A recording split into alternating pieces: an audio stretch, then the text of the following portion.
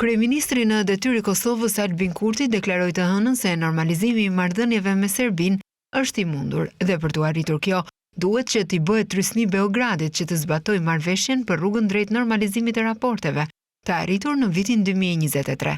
Kështu ju përgjigj Kurti pyetjes nëse mund të ketë shpejt një marrëveshje me Serbinë, pas një deklarate të bërë një ditë më parë nga presidenti amerikan Donald Trump, lidhur me raportet mes Prishtinës dhe Beogradit. Kurti përsëriti qëndrimin se Kosova dhe Serbia kanë arritur një marrëveshje për normalizim, që tha se po shkelet nga Beogradi, teksa përsëriti kërkesat e Kosovës për këtë proces. Për të normalizuar marrëdhëniet midis dy vendeve tona, është e domosdoshme që ata, pikë së pari, t'u dorëzojnë autoriteteve të shtetit ton. Milan Radojičić, kriminalin i cili na e vrau reshterin policor, heroin e Kosovës, Afrin Bunjakun.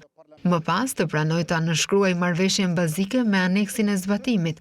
Njëkohësisht të tërheqin edhe letrën nga dhjetori i vitit 2023, kur ish kryeministrja serbe Ana Brnabić ka thënë se nuk e respekton integritetin territorial të Kosovës, tha Kurti.